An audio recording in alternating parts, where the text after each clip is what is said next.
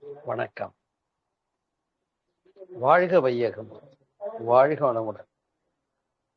அன்பார்ந்த வாழ்வியல் வசந்த யோகா அன்பு உள்ளங்களை உங்கள் அனைவரையும் சந்திப்பதிலே பெருமகிழ்ச்சி அடைகிறேன். இந்த இனிய மாலை போதிலே ரொம்ப ஒரு எல்லாருக்கும் தேவையான ஒரு சிந்தனை தான். ஏன்னா இப்ப ராவுகால எமகண்ட பார்க்குறாங்க இல்லையா, நேரம் சரியில்லைங்கிறாங்க. இல்லைன்னா இப்ப சனி பெயர்ச்சி பற்றியும் பேசப்படுகிறது. அப்புறம் டிவியை காலையில் ஓப்பன் பண்ணால் நம்ம கேட்டாலும் கேட்கலன்னாலும் ஜோசியக்கார் வந்து நீ நிற்காத உட்காராதன்னு மிரட்டிக்கிட்டு இருக்காரு. நம்ம எதை செய்யறது எதை விடுறதுன்னு தெரியல. அப்புறம் கலர் கலராக துணி கட்டி இருக்கிற கடவுள்கிட்ட வேற போக சொல்றாரு. இந்த பெரிய கடவுள் பெருசா, இந்த கலர் கலரா துணி கட்டி இருக்கிற கடவுளா, அதை பற்றி கொஞ்சம் பேச வேண்டும். அந்த வகையில இந்த வானியல் என்று சொல்லக்கூடிய அஸ்ட்ராலஜி அந்த ஒன்று மேல பார்த்தோம்னா சூரியனை மையமாக கொண்டு 9 கோள்கள் இல்லையா, ஞாயிறு திங்கள் செவ்வாய் புதன் வியாழன் வெள்ளி சனி பாம்பிரண்டும் உடனே என்று இந்த 9 கோள்கள் இல்லாத ரெண்டும் சேர்ந்துக்குது. எது? ராகு கேதுன்னு 2 சொல்றாங்க. இந்த கோள்களுக்கும் நமக்கு என்ன தொடர்பு இருக்கு அப்படிங்கிறோம். கோள்களுக்கும் நமக்கு என்ன தொடர்பு இருக்கு? அது பாட்டுக்கு மேல சுத்திக்கிட்டு இருக்கு. நமக்கு அதுக்கு தொடர்பு இருக்கா இல்லையா? அப்படி இருக்குன்னா அது எந்த வகையில இருக்குன்றத இன்னைக்கு நாம சிந்திக்க போறோம். அன்பு உள்ளங்களே, ஒவ்வொரு கோள்களும் அதனுடைய சுற்றுவட்ட பாதை வேறு வேறு தொலைவிலே இருக்கிறது. அதனாலதான் ஒன்னோட ஒண்ணு இடிச்சுக்காம அது பாட்டுக்கு சுத்திக்கிட்டு இருக்கு. அப்போ பூமியிலிருந்து அதனுடைய தூரம் வேறுபடுகிறது. அடுத்தது சந்திரன் என்ற ஒரு கோள் துணை கிரகம் பூமிக்கு இருக்கு. அது தன்னைத்தானே சுத்திக்கிட்டு பூமியையும் சுத்தி வருது. பூமி தன்னைத்தானே சுத்திக்கிட்டு சூரியனையும் சுத்தி வருது. அப்போ ஆட்டோமேட்டிக்கா சந்திரன் பூமியும் சுத்தி வருது, சூரியனையும் சுத்தி வருது. இந்த ஆர்பிட் என்று சொல்லக்கூடிய சுழன்று கொண்டிருக்கக்கூடிய நிலையில ஒவ்வொரு கோள்களிலிருந்தும் பெறப்படுகின்ற கதிர்வீச்சுக்கள், அலைவேகங்கள் என்று சொல்லக்கூடியது நிகழ்ந்து கொண்டிருக்கிறது. உதாரணமாக வியாழன் என்று எடுத்துக்கொண்டால் பொன்னிறமான கதிர்கள் பரவி கொண்டிருக்கிறது. ராகு கேது சொல்றோம் இல்லையா, அது வந்து காந்த வெளி பாதைகள்னு சொல்லக்கூடியது, கோள்கள் கிடையாது. அதாவது சூரியனுடைய மைய பகுதியிலே அணுக்கள் சிதைவுற்று கொண்டே இருக்கிறது. அணு குண்டுதானே போட்டா ஹிரோஷிமா நாகசாகியில எப்படிப்பட்ட ஒரு விளைவை நிகழ்த்தியது. அப்ப அணுவை பிளந்து அந்த வெளியிலிருந்து அவ்வளவு ஆற்றல் வருதுன்றது. அதே போல சூரியனுடைய மைய பகுதியிலே அணுக்கள் சிதைவுற்று கொண்டே இருக்கிறது. ஏன்னா அது ஒரு பெரும் நெருப்பு கோளம்னு அறிவிங்க நீங்க. அப்ப அதுல இருந்து இருபுறமும் பீரிட்டு எழும் காந்த வெளி பாதைகளே ராகு கேது என்று சொல்லக்கூடியது. அப்ப அவை வந்து அந்த கதிர்வீச்சுக்களை பரவி கொண்டிருக்கிறது. இது இல்லாம சனி எனும் கோள் அது கரு நிற கதிர்களை, பொன்னிற கதிர்களை வியாழன் என்ற குரு கிரகம் பரவி கொண்டிருக்கிறது. அது மாதிரி புதன் வந்து பச்சை நிறமான கதிர்களை பரவி கொண்டிருக்கிறது. இப்படி வெள்ளி புதன் எல்லா கோள்களும் வேறு வேறு வண்ணங்களிலே அதனுடைய அலைவேகங்களை பரவிக்கொண்டே இருக்கிறது. அதனால்தான் கோயிலுக்கு போய் பார்த்தோம்னா அங்க இருக்கக்கூடிய நவக்கோள்கள் இருக்குல்ல, அதுக்கெல்லாம் வேற வேற கலர்ல துணி கட்டியிருப்பாங்க. அது எந்த விதமான காந்த கதிர் அலைவேகங்களை வெளிப்படுத்துகிறது என்பதுதான் அந்த அடையாளம், வேற ஒண்ணு. இப்ப ஒரு சொன்னானா, ஏப்பா நரி இடமா போனா நல்லதா வலமா போனா நல்லதான்னு கேட்டானா. சரியா? என்ன கேக்குறான்? சந்தேகம். நரி இடமா போனா நல்லதா வலமா போனா நல்லதான்னு கேட்டானா. அதுக்கு இவன் பதில் சொன்னானா, அது இடமா போனா என்ன, வலமா போனா என்ன, மேல விழுந்து பிடுங்காம போனா நல்லதுன்னு. அது மாதிரி இந்த கோள்களிலிருந்து வரக்கூடிய கதிர்வீச்சுக்கள், வியாழன் குரு கிரகம் இல்லையா, மூளையோடு தொடர்பு கொண்டு செயல்வழி அளிக்கக்கூடியது. புதன் பச்சை நிறமான கதிர்கள் தோல் பகுதியோடு தொடர்பு கொண்டு செயல்வழி அளிக்கக்கூடியது. சூரியனுடைய ஆரஞ்சு நிறமான கதிர்கள் இருக்கிறது இல்லையா, அது நம்ம உடம்புல எலும்புகளோடு தொடர்பு கொண்டு செயல்வழி அளிக்கக்கூடியதாக இருக்கிறது. இது போல ஒவ்வொரு கதிர்வீச்சும் நம்முடைய உடம்புல இருக்கக்கூடிய என்ன சொல்றோம், வித்து சக்தி, ரசம், ரத்தம், சுக்கிலம், மஜ்ஜை, எலும்பு, மூளைன்னு சொல்றோம். இது கூட அது தொடர்பு கொண்டு அந்த ரேஸ் மனிதனின் மீது, உயிர்களின் மீது பாதிப்புடையதுதான். அதனுடைய ரேஸ் நமக்கு சேருகிறது, நமக்கு செயல் விளைவை அளிக்கிறது. இதுல எந்த டவுட்டும் இல்லை. எதோட தொடர்பு கொள்ளுகிறதுன்றதும் சொல்லிட்டோம். அதை கூட நாம பஞ்சபூத நவகிரகத்தம் செய்யும் போது அந்தந்த கோள்களையும் சொல்லி, அதனுடைய ரேசியை சொல்லி, அது எந்த ஒரு உடல் உறுப்புகளோடு செயல் விளைவு கொடுக்கிறதுன்றதையும் நமக்கு மகரிஷி அவர்கள் விளக்கி இருக்கிறார்கள். தமம் செய்யும் இதெல்லாம் உங்களுக்கு சரி. அப்ப அன்பு உள்ளங்களே, இப்ப சொன்ன இல்லையா பழமொழி, அது போல இப்ப என்ன பண்ணிக்கிறோம், அந்தந்த கோள்களையும் நினைந்து அதனுடைய கதிர்வீச்சுக்களை நம்மோடு ஒன்றுபடுத்தி கொள்ளுகிறோம். அதுதான் பஞ்சபூத நகரத்தம். அந்தந்த கதிர்வீச்சுக்களை நம்மோடு ஒன்றுபடுத்தி கொள்ளுகிறோம். ஒத்ததாக அமையட்டும் என்று சங்கல்பம் பண்ணிக்கிறோம். ஏன்னா பாதிப்பு இல்லாம இருக்கட்டும்னு சங்கல்பம் பண்றோம். அதுதான் அதுல உள்ள சிறப்பு. ஏன்னா நாம் தவம் செய்து ஒன்றிய நிலையிலிருந்து சிந்திக்கிற காரணத்தினாலே நம்முடைய தவம் செய்த ஒன்றிய மனநிலைக்கு ஆற்றல் உண்டு. சும்மா இருந்து வாழ்த்தல, தவத்திலிருந்து வாழ்த்துறோம். அப்ப அதுக்கு எஃபெக்ட் உண்டு. இப்ப அன்பு உள்ளங்களே, இதைத்தான் சிந்திக்கிறோம். அந்தந்த கோள்களில் இருந்து வரக்கூடிய கதிர்வீச்சுக்களை கணக்கு போடுற ஒரு விஷயத்துக்கு பேர் தான் அஸ்ட்ராலஜி. அதாவது வானியல்ல அந்த இயக்கத்தை கணிக்கிறது ஜோதிடம் என்று சொல்லுது. இயக்க கணிப்பு, அந்த இயக்க ஒழுங்குதான் வானியல். இந்த 9 கோள்கள் மட்டுமல்ல, பேரியக்க மண்டலத்தில் இருக்கக்கூடிய இன்னும் எத்தனையோ நட்சத்திரங்கள் இருக்கா, அதுக்கு துணைக்கோள்கள் இருக்கா, எல்லாத்துல இருந்து கதிர்வீச்சுக்கள் வருகிறது. அப்ப அதையும் சேர்த்து என்ன பண்ணிக்கிறோம், சமயம் செய்து கொள்ளுகிறோம். அதுக்குதான் நம்ம துரியாதீதத்துல பேரியக்க மண்டலத்தை, சக்தி களத்தை நினைந்து தவம் செய்கிறவர்களாக இருக்கும். அப்படி செய்யும்போது அதெல்லாம் நம்ம கூட சமயம் செய்து கொள்ளுகிறோம். சமயம்னா எனக்கு அது ஒத்ததாக இருக்கட்டும், நன்மையே பயக்கட்டும்னு அது கூட காம்ப்ரமைஸ் பண்ணிக்கிறது தான், வேற ஒன்றும் இல்லை. இப்ப இந்த நிலைக்காக தான் தவம் நமக்கு தேவைப்படுகிறது. இப்ப நீங்க ஒரு கேள்வி கேட்கலாம், அது எப்படிங்க அந்த ரேஸ் எல்லாம் நமக்கு பாதிக்குதுங்கிறதுக்கு என்ன ஆதாரம் அப்படின்னு கேட்டேன். இப்ப கேலண்டர் பார்த்தோம்னா அமாவாசை பௌர்ணமின்னு போடுறாங்க.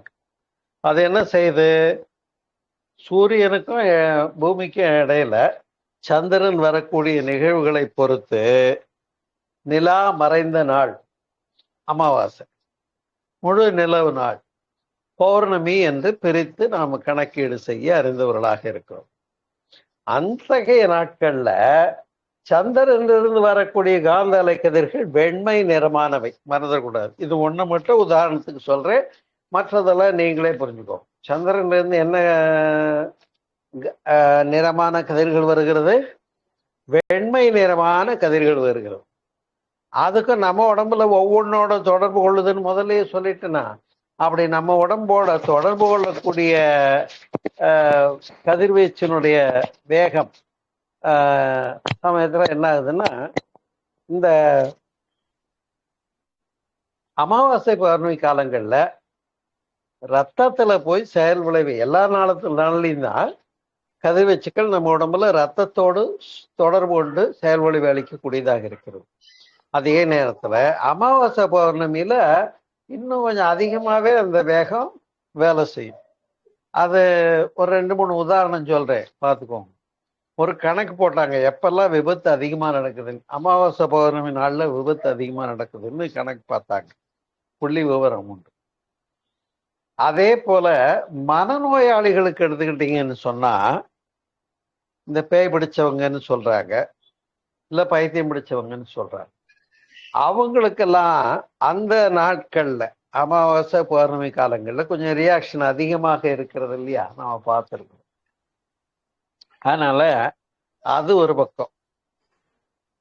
அல்லது குறிப்பாக நீர்ல விளைவுன்னு சொன்னேன் இல்லையா, கடல் பரப்பு இருக்குல்ல, அந்த அமாவாசை பௌர்ணமி நாள்ல என்ன ஆகுது, கடல் அதிகமா அலை, டைட்ஸு அதிகமா அலை வருதுன்றத தெரிஞ்சிருக்கும். அப்ப நீரின் மீது சந்திரனுடைய செயல் விளைவை உண்டுங்கிறதுக்கு இத்தனை ஆதாரம் போதும். போதலைன்னா நீங்க பிபி பேஷண்டா இருக்கீங்கன்னு வைங்க, அமாவாசை பௌர்ணமியில தான் இன்னும் கொஞ்சம் அது வேலையை வேகமா காட்டும். சரியா? இன்னும் சொல்ல போனா ஒரு உயிர் இழுத்துக்கிட்டு கிடக்கு, உடம்பு சரியில்லை, மருத்துவம் பார்த்துட்டு இருக்கோம், ரொம்ப வயசாயிடுச்சு, அது இப்போவோ அப்போவோன்னு இருக்கு. அப்போ என்ன சொல்லுவாங்க, கனத்த நாள் வருது, தாக்கு பிடிக்குதா பார்ப்போம்மா. கனத்த நாள்னா அமாவாசை பௌர்ணமியை குறிக்கும். ஆகையினாலே இந்த வகையிலே கோள்களுடைய கதிர்வீச்சுக்கள் உண்டு என்று ஏற்றுக்கொள்ளுகிறோம். விஞ்ஞானமும் அதனை ஏற்றுக்கொள்ளுகிறது என்று புரிந்து கொள்ளுகிறோம். அந்த கதிர்வீச்சுக்கள் நம் மீது என்ன ஒரு செயல்விளைவு கொடுக்கிறது என்பதை புரிந்து கொண்டோம். சரியா? ரைட். இப்ப கணித்து சொல்லக்கூடிய ஜோதிடத்தை பத்தி பார்க்கலான்னு போனா, இந்த கணிக்கிற அடிப்படை என்ன, அது முதல்ல வேணும். எந்த அடிப்படையில உங்க ஹாரோஸ்கோப்பை எழுதி கொடுக்கிறார் ஜோசியர் அப்படின்னு கேட்டா, பிறந்த நேரத்தின் அடிப்படையில தானே. ஒரு குழந்தை பிறந்த நேரத்தை குறிச்சு வச்சு கரெக்ட் டயத்தை அவர் கொடுத்தா அவர் கணிச்சு சொல்லுவார். இந்த பிறந்த நேரமே கூட அவ்வளவு கரெக்டா இருக்காங்கிறது ஒரு கேள்விக்குரிய விஷயம். ஏன்னு சொன்னா, ஒரு பழமொழி உண்டு, பல கடிகாரங்கள் நேரம் ஒத்து போகாது. இந்த கடிகாரம் ஒரு டைம் காட்டும், அது 2 நிமிஷம் குறைவா இருக்கும், அது 1 நிமிஷம் ஸ்லோவா இருக்கும், இல்லை சில கடிகாரம் இன்னும் கூட முன்ன பின்ன இருக்கும்.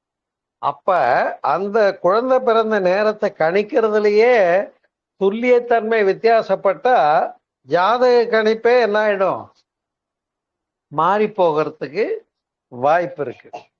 ஒன்று, இது ஒரு பக்கம் வச்சுக்கணும். அடுத்தது, இந்த ஜோதிட கணிப்புகளில உதாரணமாக பச்சை நிறமான கதிர்கள், வெள்ளை நிறமான கதிர்கள், கருப்பு நிறமான கதிர்கள், சாம்பல் நிறமான கதிர்கள், ஆரஞ்சு நிறமான கதிர்கள்னு பலவிதமான கதிர்வீச்சுகள் வருது. வண்ணங்கள் ஒன்றோடொன்று மிங்கிள் ஆகும்போது கொஞ்சம் லைட்டா போகும், டார்க்கா போகும், கலர் மாறியும் போகும். உண்டா இல்லையா?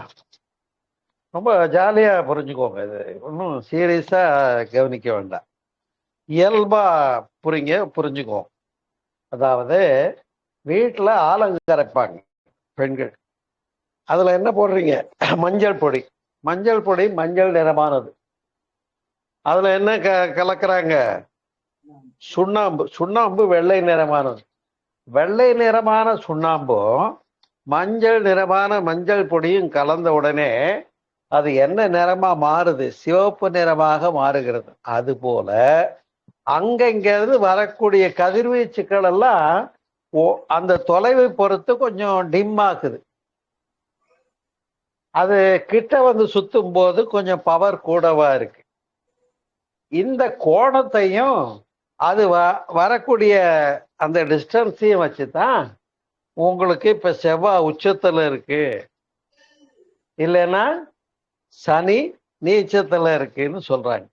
இந்த உச்சம் நீச்சம்ங்கிற வார்த்தைகள் என்னன்னு கேட்டா, அங்க வரக்கூடிய கதிர்வீச்சுக்கள் அதிக பாதிப்பா குறைந்த பாதிப்பாங்கிற கணக்கு போடுறதுதான். சரி அன்பர், இப்ப இங்க ஒரு லைட் போட்டிருக்கு, இங்க ஒரு எல்லோ லைட் போட்டிருக்கு, அங்க ஒரு சிகப்பு விளக்கு எரிகிறது, அங்க இன்னொரு விளக்கு எரிகிறது. இப்ப ஒவ்வொன்று ரேஸும் நேராதானே போகும், நேராதான் போகும். அப்ப அந்த ரேஸ், அதாவது கோள்களிலிருந்து வெளிப்படக்கூடிய கதிர்வீச்சுக்கள் என்று சொல்லுவத நீங்க எப்படி புரிஞ்சுக்கணும்னு கேட்டா, இந்தியா பூரா ரயில் தண்டவாளம் போட்டிருக்கான்ல, இந்தியா பூரா ரயில் தண்டவாளம் போட்டிருக்கான். அந்த தண்டவாளம் நேரா இருக்கா? நேரா இருக்கு. சரி, அது எங்க நேரா இருக்குன்னு சொல்றேன்னா, இன்னொரு தண்டவாளத்தோட கம்பைன் பண்ணி பார்க்கும்போது விலகாம இருக்கு, குறுகாம இருக்கு. விலகி குறுகி இருந்தா என்ன ஆகும் ரயில்? அப்ப நேரா இருக்குன்னு இப்ப ஏத்துக்கோங்க, அது வளைஞ்சுதான் போகுதுங்கிறது அது வேற விஷயம். அப்ப இரு இணைக்கோடுகள் சந்திக்குமா? கணக்குல விஞ்ஞானத்துல என்ன சொல்றாங்க? இணைக்கோடுகள்னா ஒரே டிஸ்டன்ஸ்ல போகக்கூடிய இணைக்கோடுகள். ரெட்டவரி கோடுன்னு படிச்சிருப்பீங்க, கோடு போட்ட நோட்டுன்னு. அந்த இணைக்கோடுகள் சந்திக்குமா? எவ்வளவு தூரம் பேப்பரை நீளமா வச்சு இங்க இருந்து திருச்சி வரைக்கும் கோடு பேப்பர்ல போட்டாலும் அது இணைக்கோடாக இருக்கிறது சந்திக்கவே சந்திக்காது. உண்டா இல்லையா?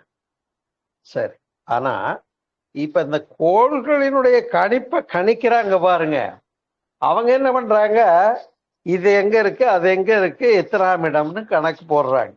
அப்படி கணக்கு போடும்போது அது இருக்கக்கூடிய இடமும் அந்த ரேஸ் வரக்கூடிய விதமும் நேராதான் வந்தாலும் கூட அந்த கணிப்புல 0.0005 வித்தியாசம் வந்துருச்சுன்னு வைங்க. இப்ப இந்த இணைக்கோடுகளுக்கு வாங்க இல்லையா, இணைக்கோடுகள் சந்திக்காது. அது ரெண்டும் காஷ்மீர் டு கன்னியாகுமரி நேரா போட்டாங்க, சந்திக்கவே சந்திக்காதுன்னு அடிச்சு சொல்றீங்க. ஆனால் சின்ன வித்தியாசம் இருந்துருச்சுன்னு வைங்க, மயிரிழை வித்தியாசம்.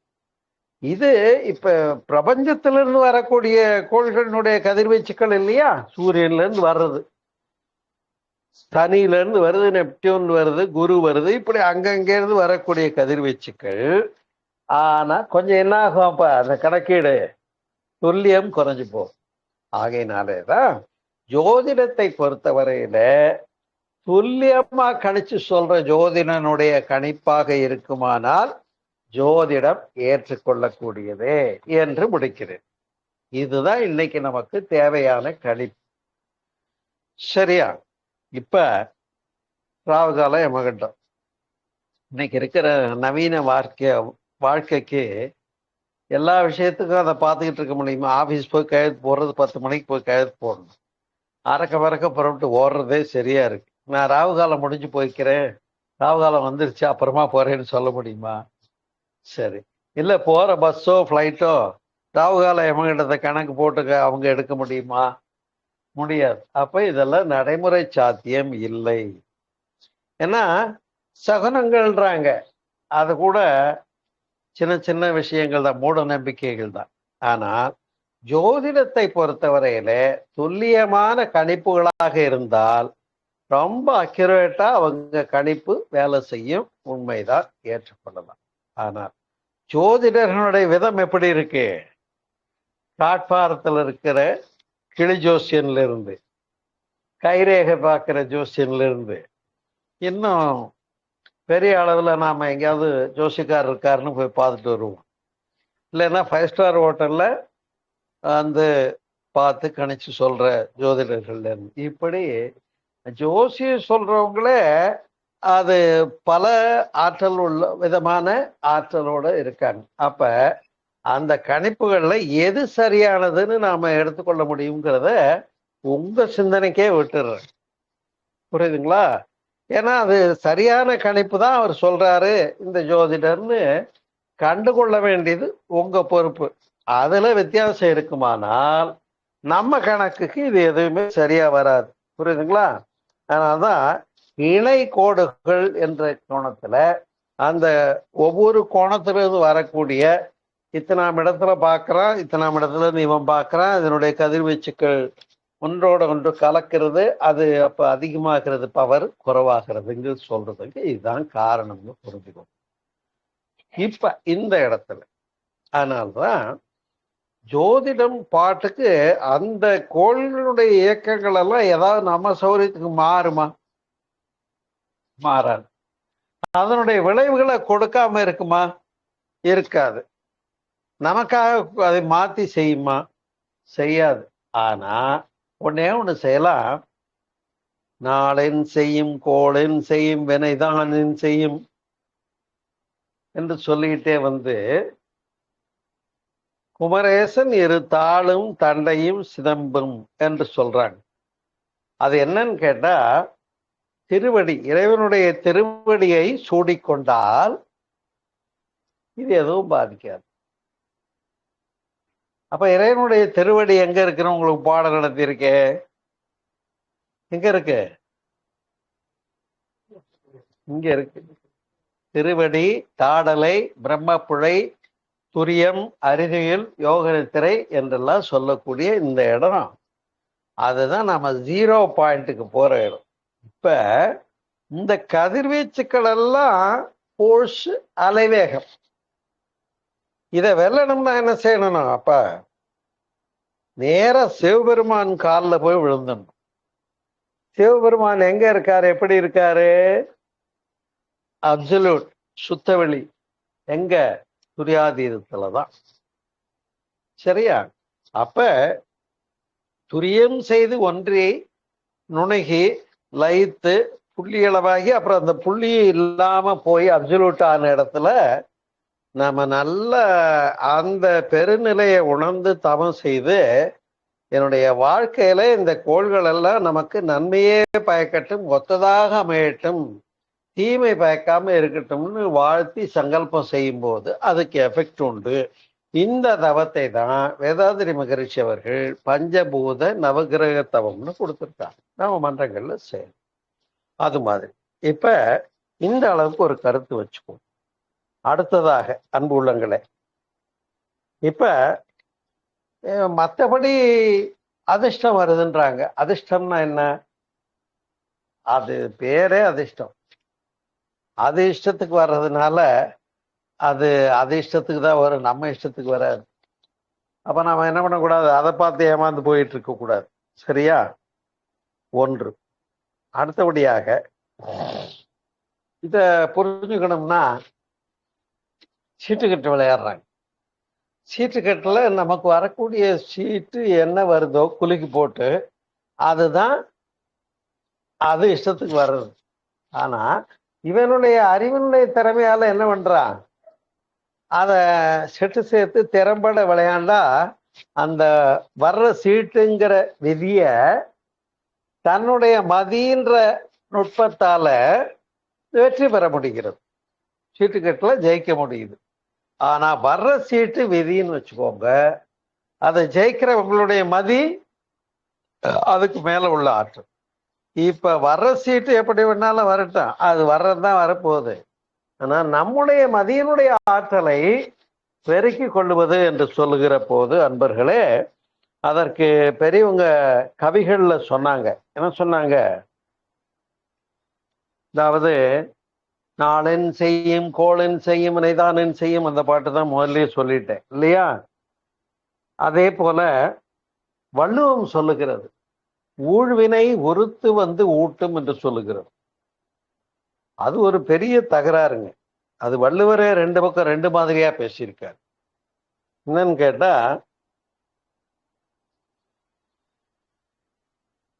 சிலப்பதிகாரத்தை எழுதியவர் யார்? இளங்கோவடிகள். நீ இன்னைக்கும் கேட்டா பதில் சொல்றீங்க, ஸ்கூல்ல படிச்சிருக்கோம். சிலப்பதிகாரம் காப்பியத்தை எழுதியவர் யார்?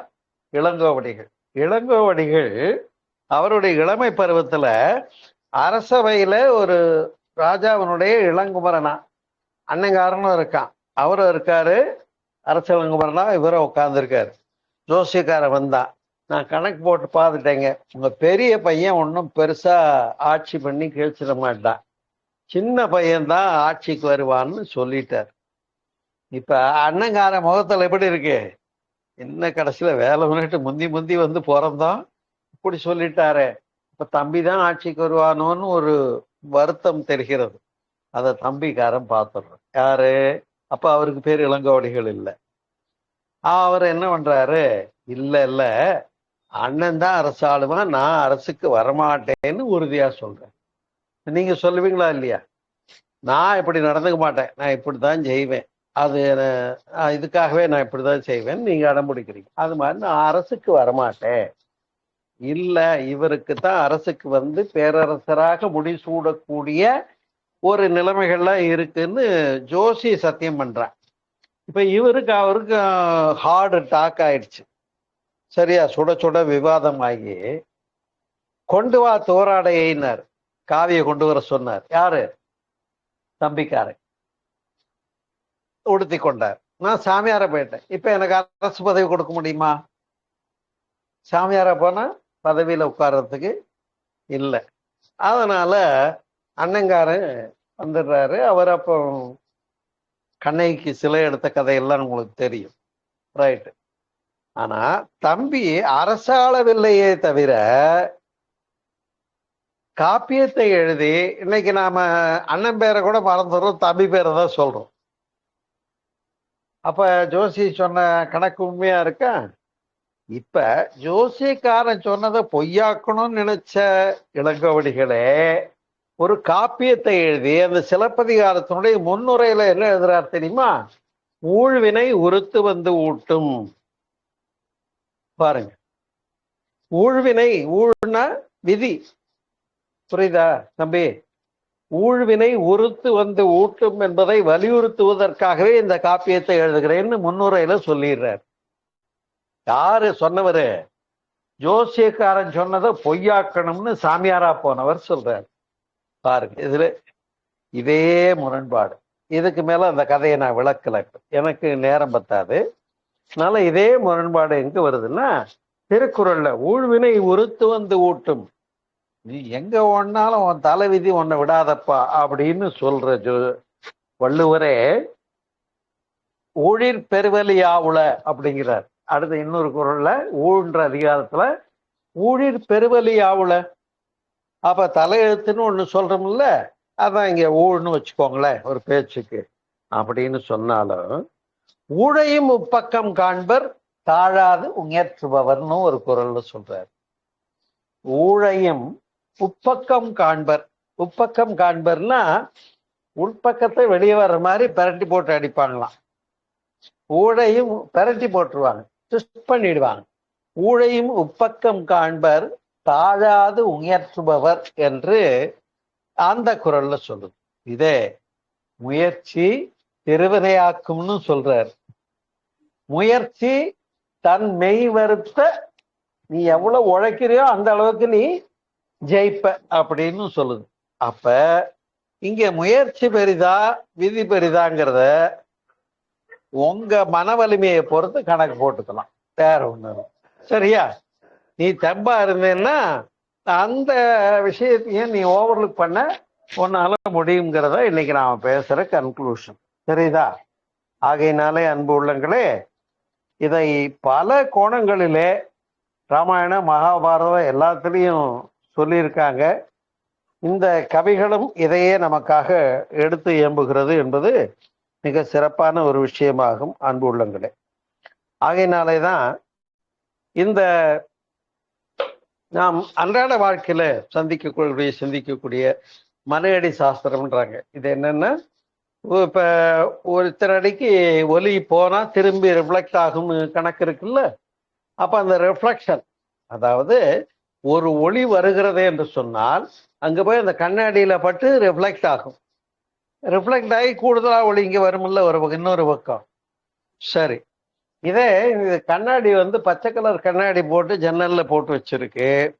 அப்ப வெளியில இருந்து வரக்கூடிய ரேஸ் என்ன ஆகும்? உள்ள வரும்போது பெனிட்ரேட் ஆகி ஊடுருவுதல் ஒளியினாலே, அதாவது கோள்களுடைய அலைன்னு பார்த்தோம்ல, அலையினாலே ஒளி என்பது, அலை என்பது இயக்கம், மோதுதல், பிரதிபலித்தல், ஊடுருவுதல்.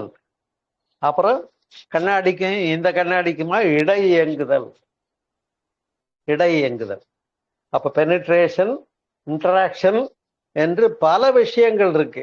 அப்ப ஜோசியத்தை கணிக்க முடியாத அளவுக்கு இவ்வளவு உள்ளுக்குள்ள விஷயங்கள் இருக்கு. கதிர்வீச்சு அலைவேகம்னா ஒளி அப்படின்னு சொல்லிட்டாலே இப்ப பாருங்க, ஜோசிய கணிப்பு எவ்வளவு கஷ்டம்னு தெரியுதா? இப்ப நாம என்ன செய்யலாம்னா, அன்பு உள்ளங்களே, நாம் என்ன பண்றோம்னா, இந்த கோள்களுக்கு அப்பாற்பட்ட ஒரு பேராற்றல் இருந்து கோள்கள் எல்லாம் ஒன்றோட ஒன்று மோதிக்கொள்ளாமலும் முட்டிக்கொள்ளாமலும் உரசிக்கொள்ளாமலும் முறையா இயங்கிட்டு இருக்க ஒரு பேராற்றல் எது? அதுதான் சிவம்னு வச்சுக்கோ. ஒரு பேரு. எனக்கு சிவம்னு சொன்னா பிடிக்காதுங்க, அல்லான்னு சொல்லுங்கன்னாலும் ஒத்துக்கிறேன், பிதான்னு சொல்லுங்கன்னாலும் ஒத்துக்கிறேன். ஆக மொத்தத்துல ஒரு பேராற்றல் உண்டு, அதுதான் கடவுள்னு சொல்றோம். அப்ப அந்த சிவனுடைய நிலையை சென்றடைந்தவர்களுக்கு எது வேலை செய்யாது? அலையெல்லாம் வேலை செய்யாது. அதனால்தான் ஞாயிறு திங்கள் செவ்வாய் புதன் வியாழன் வெள்ளி சனி பாம்பிரண்டும் உடனே ஆசரு நல்ல நல்ல, அதையெல்லாம் நல்லது பண்ணிடுமா? ஆசரு நல்ல நல்ல அவை நல்ல நல்ல. யாருக்கு? சிவன் அடியாரவர்க்கு மிகவே. நமக்கெல்லாம் சிவன் எது? கரெக்டா புரியாது இல்லையா? நமக்கெல்லாம் சிவகளம், சிவநிலைங்கிறது எது? நாம அசைவற்ற அந்த இருப்போட ஒன்றி நின்று தவமேற்றுகிற போது நாம் எதாகிறோம்? அங்க போய் நீங்க இருக்கீங்களா தவத்துல? இல்ல. புரியாத விளக்கம் சொல்லியிருக்கேன் உங்களுக்கெல்லாம்.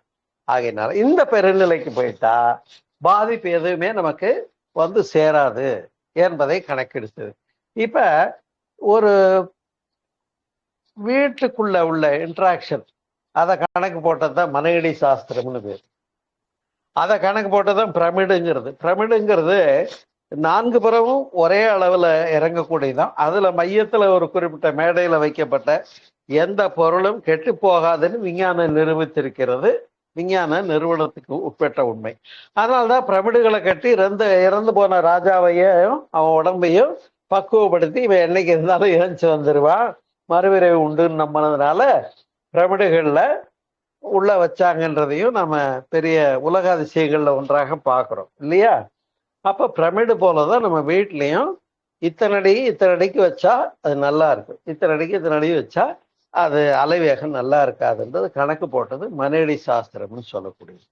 சரி அன்பர்கள், இப்ப அந்த மனையடி சாஸ்திரமாக இருக்கட்டும் இல்லையா, பிரமிடாக இருக்கட்டும் அல்லது நியூமராலஜியாக இருக்கட்டும்,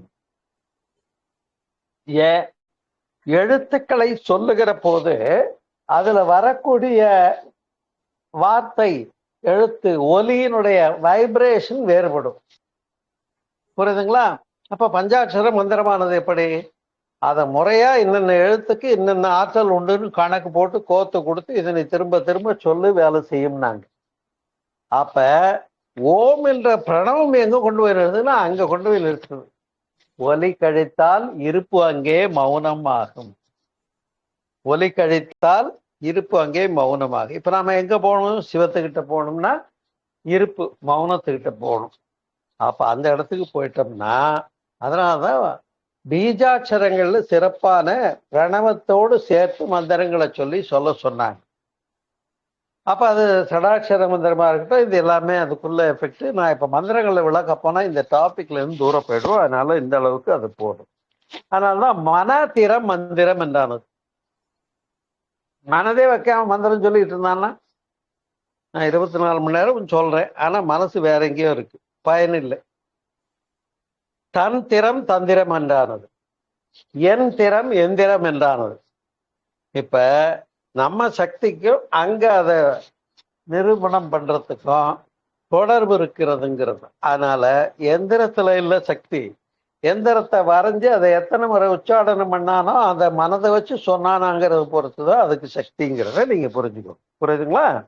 ஆகையினாலேதான் அன்பர்களே, இப்ப அமாவாசை பௌர்ணமியினுடைய எஃபெக்ட் என்னன்னு பார்த்துட்டோம்.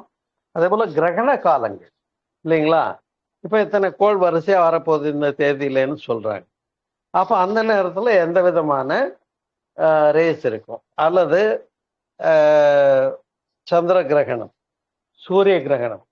இந்த நாள்ல என்னன்னா பௌர்ணமி அமாவாசையில எப்படி அதிக எஃபெக்ட் இருக்குமோ அந்த குறிப்பிட்ட நாள்ல சூரிய கிரகணம் சந்திர கிரகண நாள்ல கதிர்வீச்சு அதிகமா இருக்கும்.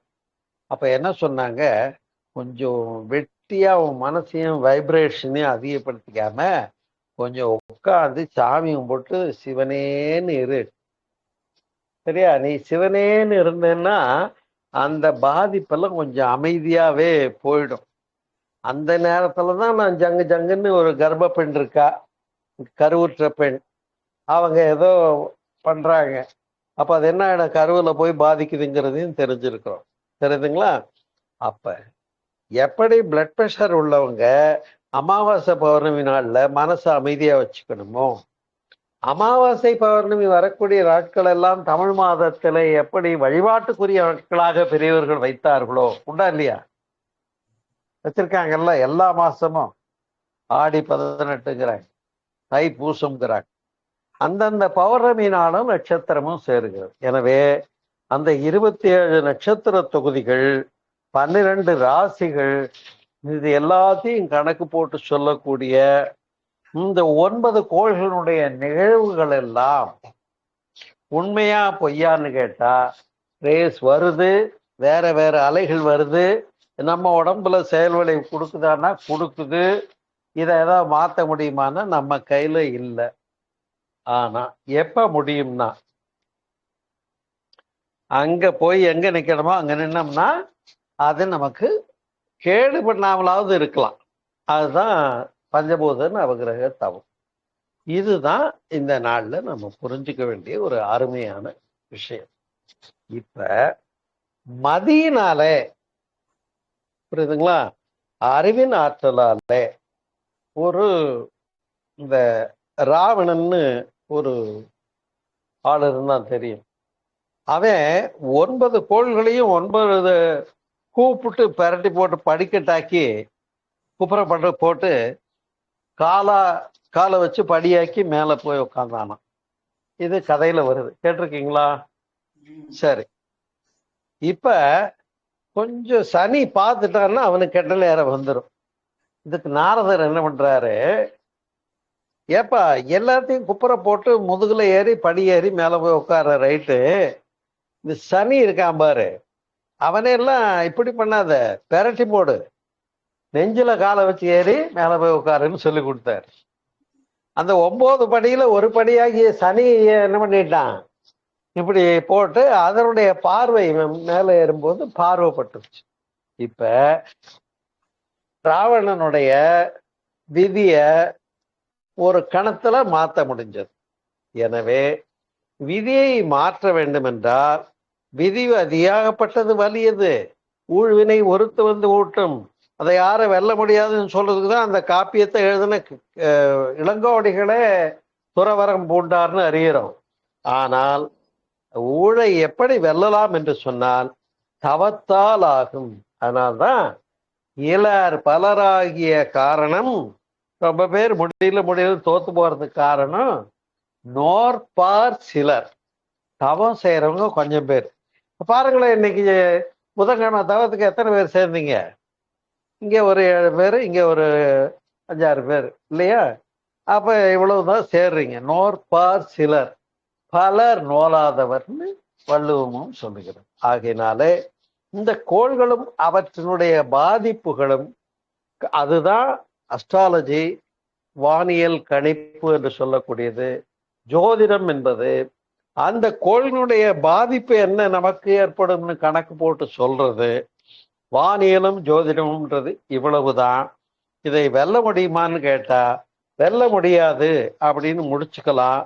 ஆனால் எப்பொழுது முடியும் என்று சொன்னால், இந்த பேராற்றலை சென்று சேர்ந்தவர்களுக்கு இதெல்லாம் ஒன்றும் செய்யாது. நம்ம கோள்களை என்ன பண்ணாது, கிட்ட கூட வராது. அதுக்கு 2 கவியை உதாரணம் பார்த்துட்டு பெரியவங்க புரிஞ்சுதான் பாடியிருக்காங்க. அப்ப அதுல எதுவும் பொய் கிடையாது என்று சொல்லி, நம்முடைய மனோசக்தி இறை ஆற்றலோடு இணைக்கப்படுகிற போது, இது ஜீவகாந்தம்னு படிச்சிருக்கோமா, அது வான்காந்தம்னு படிச்சிருக்கோமா, 2 காந்தமும் ஒன்னா வேலை செஞ்சா அந்த கரண்ட் இங்க பேராற்றல வந்துருமா இல்லையா? இன்னொரு உதாரணம் கூட கொண்டாமண்டான்னு சொல்லியிருக்கேன். என்னது, உங்களுக்கு வீட்டுக்கு கரண்ட் எங்கேருந்து வருது? இங்க இருக்க டிரான்ஸ்ஃபார்மர்ல சேர்த்து வச்சு உங்களுக்கு அனுப்புது. இந்த ஏரியா பூரா ஒரு போல அனுப்புது இல்லையா? அந்த கரண்ட் எங்க தயாராகுது? மேட்டூர் டேம்ல இருந்து தயாராகுது. இல்ல ஆனல் மின் நிலையம் நெய்வேலியில இருந்து கரண்ட் வருது. ஆனா ஏன் மின்னல் வெட்டுது, அதுலதான் கரண்ட் இருக்கு. இதை விட கூடுதல் கரண்ட் அதுல இருந்து கரண்ட் வாங்கிக்கலாமா? மின்னல்ல இருந்து கரண்ட் எடுக்க இன்னும் சயின்ஸ் கண்டுபிடிக்கல. இப்போ ஒன்றை சொல்லுகிறேன். நீங்கள் உங்களை இந்த பேராற்றலோடு இணைத்துக் கொள்ளுகிற போது அந்த கரண்ட் கனெக்ஷன் கிடைச்சு போகுது. வான்காந்தத்துக்கும் ஜீவகாந்தத்துக்கும் கிடைச்சு போகுது. வாழ்க்கையில் நாம் வெற்றி பெற முடியும் என்று சொல்லி இந்த அளவுல நீங்க புரிஞ்சுக்கோங்க. இதுக்கு மேல மகனே ஒன்று சமத்து என்று சொல்லி நிறைவு செய்கிறேன். நன்றி, வணக்கம். இந்த நுட்பத்தையும் ஆற்றலையும் தெளிவையும் அறிவையும் வேதாதிரி மகரிஷி அவர்கள் சொன்னவாறு நான் உங்களுக்காக வழங்கி இருக்கிறேன். நீங்களும் உங்கள் அன்பு குடும்பமும் எல்லா வளங்களும் பெற்று சிறக்க வேண்டும். எனவே அதை கண்டு பயந்தும் போகாதீங்க. பயந்தவனுக்குத்தான் யமராஜா, நம்பனவனுக்கு நடராஜா. அதனால எல்லாம் நடராஜனை நம்புவோம், சிவனை நம்புவோம். நல்லதே நடக்கட்டும் என்று சொல்லி நிறைவு செய்கிறேன். நன்றி, வணக்கம். வாழ்க வளமுடன், வாழ்க வளமுடன். இணைப்பில் வந்த அனைத்து உள்ளங்களும் நீங்களும் உங்கள் அன்பு குடும்பமும் எல்லா வளங்களும் பெற்று சிறப்பாக. இப்ப என்ன கேள்வி? வாங்க பேசலாம். வாங்க. தேவு சிகாமணி அம்மாள், பரமேஸ்வரி, அபூர்வமா காளீஸ்வரி வேற வந்திருக்கு. நான் கூப்பிடணும்னு நினைச்சேன், ஆனா நீங்க வந்துட்டீங்க பாருங்க. நான் நினைச்சேங்க உங்களை கூப்பிடணும்னு, போன் பண்ணி சொல்லணும்னு, ஆனா வந்துட்டாங்க. கதிரேசன் சார், வாழ்க வளமுடன். நான் உங்களை கூப்பிடல, நீங்களும் வந்துட்டீங்க. கோபாலகிருஷ்ணன் சார், டவுட் இருந்தா கேட்கலாம், வாங்க சார். நீங்க அங்க நினைச்சது எங்களுக்கு நீங்க தெரிஞ்சிச்சுதுங்க சார். வருமா வருமா. ஆமா, நீ ஆமா, குருவனுடைய எண்ணமும் சீடனுடைய எண்ணமும் ஒன்றா இருக்கும்போது இங்க குரு நினைச்ச உடனே சீடனுக்கு தெரிஞ்சு போகுது. இங்க நடந்ததா இல்லையா? அவ்வளவுதான். இங்க அப்படிதான் ஒருத்தர் உட்கார்ந்துருக்காரு. இவர் சொன்னாரு, ஏன் நான் உங்களை பார்க்கணும்னு நினைச்சுக்கிட்டே இருந்து நீங்க போன் அடிச்சு கரெக்டா கூப்பிட்டீங்க அப்படிம்பாரு. அந்த வணக்கம் சார். வாழ்க்கலாம். சொல்லுங்க காளீஸ்வரி, எனி டவுட்? டவுட்டே இல்லைங்க சார். நீங்க தான் எங்களுக்கு தெளிவா கத்து கொடுத்துருக்கீங்களா. இப்படி சொல்லிட்டு சிந்திக்காம விட்டுறாதீங்க, சிந்திங்க, கேள்வி கேளுங்க. கேள்வி கேட்டாதான் நல்ல ஸ்டூடெண்ட்னு நான் ஒத்துக்குவேன். சரியா? தெய்வசியாமணியமா ஏதாவது கேள்வி? ஐயா, இப்ப என்ன எல்லாரும் ராகு கேதுங்கிறாங்க ஜாதகத்துல, அது என்னது?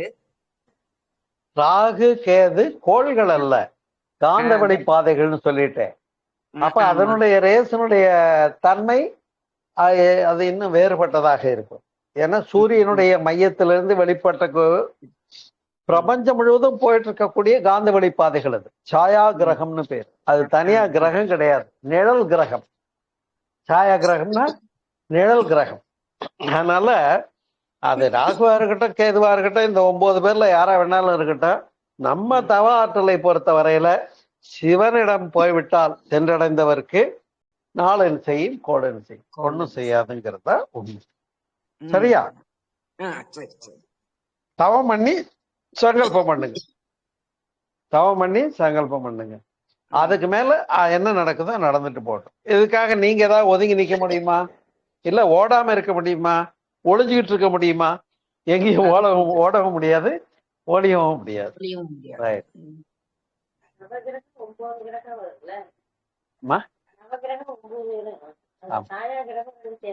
ஆமா ஆமா, அதுவும் சேர்ந்து.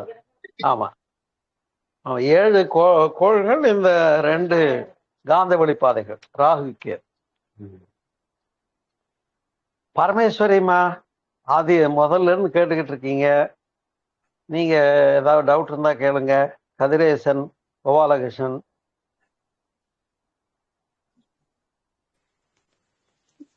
கேள்வி எது இல்லைங்க ஐயா. போங்க, இப்படி சொல்லி போட்டீங்க. கேள்வி ஒண்ணும் இல்லையா? சரி, உங்களுக்கு ஏதாவது கேள்வி இருக்கா?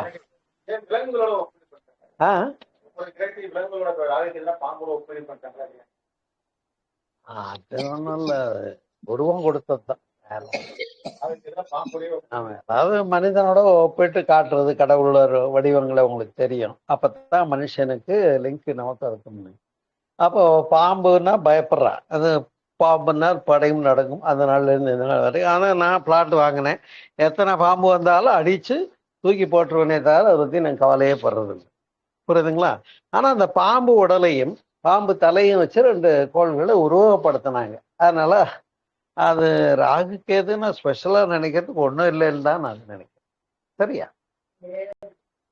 கதை சொல்லுவாங்கல்ல, கடந்து போகும்போது ஆமா. அதுல இருந்து அமிர்தம் வெளிவந்து ஆ அத வந்து சாப்பிட்டது. ஆமா. சாப்பிட்ட அரக்கன் அசுர வெட்டுறாங்க அசுரனை. அசுரர்களும் தேவர்களும் பார்க்கடலை கடைந்தார்கள். எது? மேரு மலைய மத்தா வச்சு வாசுகிய பாம்பா போட்டு அப்ப கக்குனது தான் அந்த விஷம். அந்த விஷத்தை சிவன் முழுங்கி அதை இல்லாம பண்ணி கொடுத்தாருல, அது மாதிரி சிவன் வந்து காப்பாத்துவார்னு சொல்ல வர்றாங்க. தானே? கிடையாது. சாப்பிட்டதுனால தெரியாம வேற ஊர்ல வந்து உட்காந்து அவங்க அமிர்தத்தை சாப்பிட்டது அது தெரிஞ்சு போய் வெட்டி போடுறாங்க. வெட்டி போட்டதுனால பாம்பு இது மாரி மாட்டி வச்சுட்டு பண்ணாலும் உயிர் வந்து இது அதனால ராகு கேது உருவம் எப்படி வந்ததுன்றது சொல்றாங்க. நமக்கு உருவம் இல்லாத ரேஸுங்கிறது தான் நாம தெரிஞ்சிட்டோம். அதனால உருவம் எப்படி வந்திருந்தா நமக்கு என்ன? மகிழ்ச்சி மகிழ்ச்சி. வேற ஐயா என்ன இன்னொரு சந்தேகம்? கேள்வி. ஐயா, கேளுங்கம்மா. இது செவ்வாய் தோஷங்கிறது என்னங்கய்யா? அதாம அந்த அதனுடைய கணக்கு போடுறாங்கல்ல, கணிப்பு. ஆமா. அந்த கணிப்புகளின்படி பிறந்த நேரத்தை பொறுத்து அது உண்டுங்கிறதும் இல்லைங்கிறதும், அதுவும் பாதிப்பு அதிகம்ன்றதும் குறைவுங்கிறதும் அவங்களே கணிச்சு சொல்லுவாங்க. அதை வேற ஜோசியக்காரங்களே இவர் சொல்லும் போது அது ஒன்றும் வேலை செய்யாதுங்கிறாரு, இவர் சொல்லும் போது தோஷம் வேலை செய்யுங்கிறாங்க. அதனால இந்த குழப்பத்துக்கெல்லாம் எனக்கு பதில் தெரியாது. ஏன்னா நான் வந்து ராகுகாலம், யமகண்டம், நல்லது கெட்டது, இந்த கோள்கள், ஜாதகம், இதை எதையுமே நான் திரும்பி பார்க்கறதே இல்லை. சரியா? நீங்களும் என் கூட மேல வந்துருங்க. நாம ஆக வேண்டிய வேலையெல்லாம் அங்கிருந்து வாங்கிக்குவோம். பர்மிஷன் வாங்கி. அது சரி சரி சரி.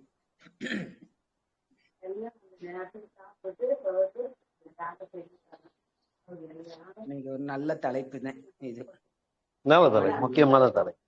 ஆமா, ரொம்ப தெளிவான தலைப்பு தான்.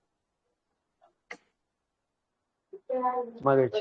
நிறைவு செய்து கொள்ளாம பதிவை நிறுத்திக்கிறேன். அதுக்கப்புறம் ஐயா இன்னொரு கேள்வி.